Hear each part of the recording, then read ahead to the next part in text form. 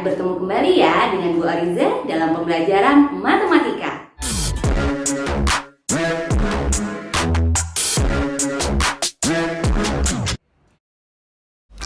Pada pertemuan kali ini, kita akan membahas mengenai soal geometri pengukuran.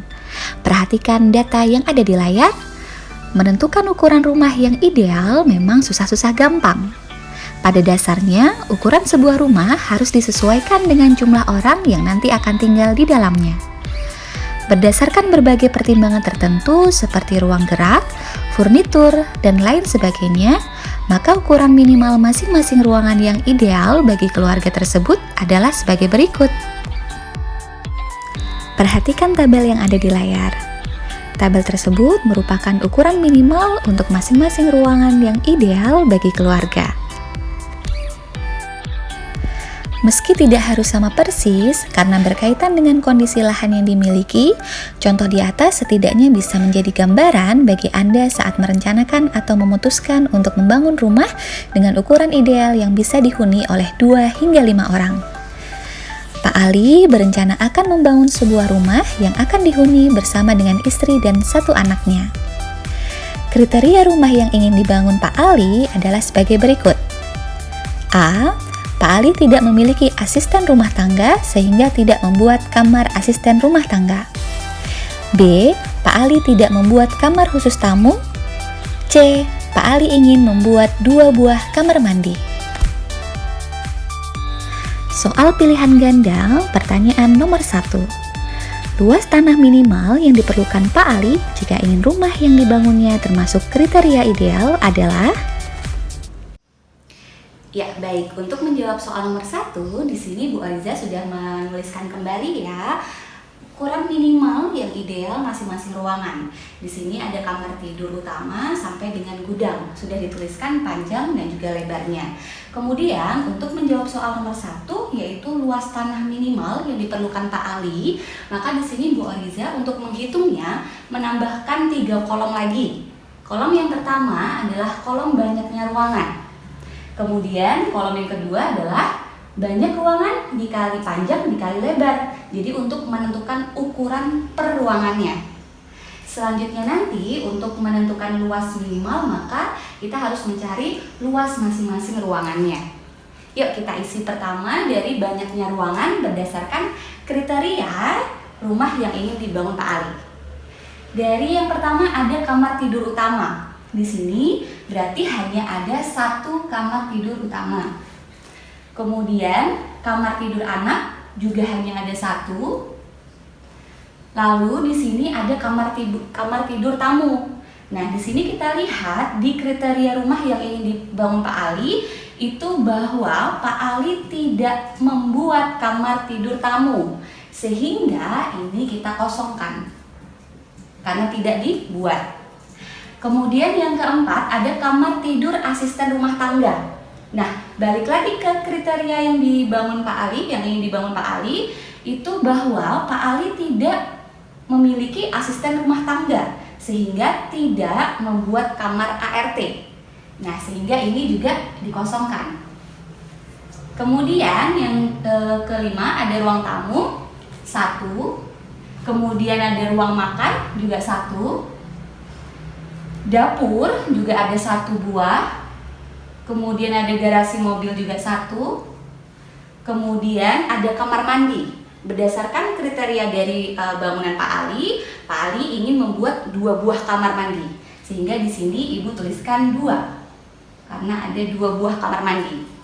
Kemudian yang terakhir ada gudang. Gudang 1 buah. Selanjutnya kita isi kolom yang selanjutnya yaitu ukurannya, ukuran masing-masing ruang. Di sini dengan caranya adalah banyak ruangan, kemudian kita kalikan dengan panjang dan juga lebarnya. Kita isi dari yang pertama, berarti banyak ruangannya ada 1, kemudian kita kalikan dengan 4 panjangnya, kemudian kita kalikan dengan 3 lebarnya. Kemudian yang bawahnya, kolom bawahnya juga ada 1 ruang. Kita kali ukurannya panjang 3, kemudian lebarnya 3. Nah, kemudian yang kamar tidur tamu dan kamar tidur asisten rumah tangga kita kosongkan karena memang tidak akan dibangun. Selanjutnya, ruang tamu ada 1 ruang, kemudian panjangnya adalah 5, lebarnya adalah 3. Jadi kita kali 5 dan juga dikalikan 3. Lalu kolom bawahnya ada 1 ruang juga, 1 ruang dikali panjangnya 3 dikalikan dengan lebarnya 3. Lalu bawahnya lagi ada 1 ruang juga, 1 dikali panjangnya 3 lagi, kemudian lebarnya juga 3. Kolom bawahnya ada 1 ruang juga sama, panjangnya 5, kemudian lebarnya adalah 3. Nah, kolom bawahnya lagi di sini ada 2 ruang, ada 2 ruang kamar mandi, sehingga di sini Ibu tuliskan 2. Banyaknya ada 2 dikalikan dengan panjangnya 2,5 dikalikan dengan lebarnya 1,5. Yang terakhir ada 1 ruang, 1 ruang dari gudang, kemudian dikalikan dengan panjangnya yaitu 3 dikali dengan lebarnya yaitu 2. Selanjutnya, setelah kita mengisi kolom untuk ukuran masing-masing ruang, sekarang kita cari untuk luas dari masing-masing ruang tersebut. Ya, tinggal kita kalikan saja di sini 1 kali 4 kali 3 berarti 12. Kemudian 1 kali 3 kali 3 9. Ini kosong karena memang tidak akan dibangun untuk ruang tidur tamu dan juga ruang asisten rumah tangga. Selanjutnya kolom bawahnya 1 kali 5 kali 3 itu ada 15.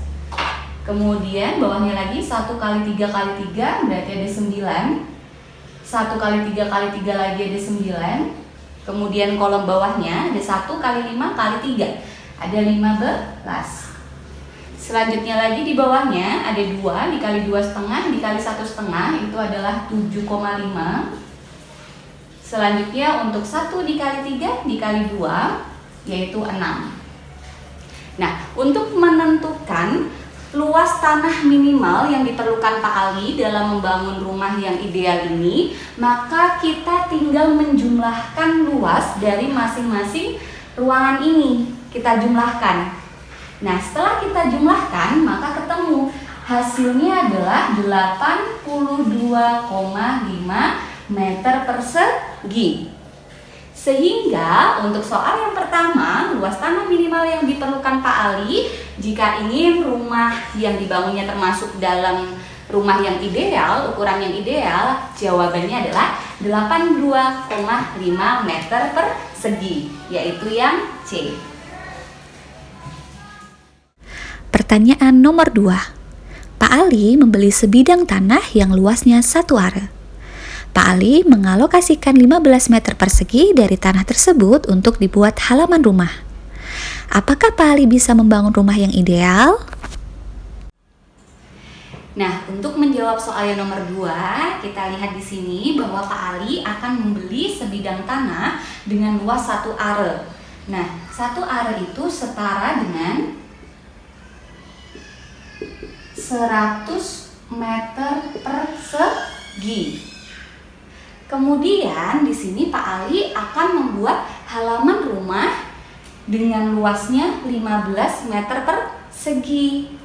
Nah, dia akan membuat halaman 15 meter persegi.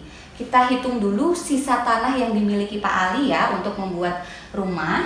Jadi ini sisa tanah Pak Ali adalah 100 dikurangi 15 untuk membuat halamannya.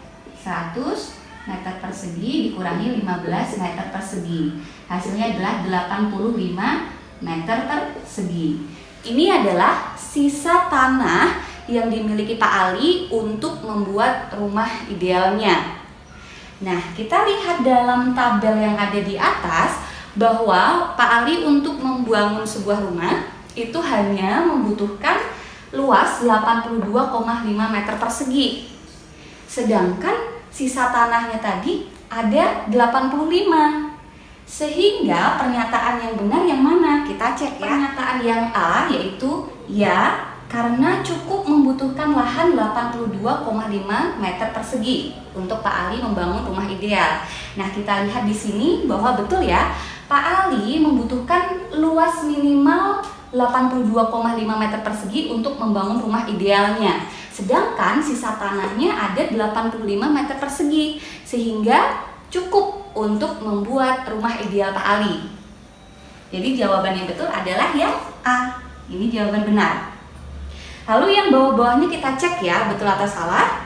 Yang B, ya, lahan Pak Ali masih tersisa 10 meter persegi. Kita lihat di sini bahwa sisa tanah Pak Ali itu ada 85 meter persegi.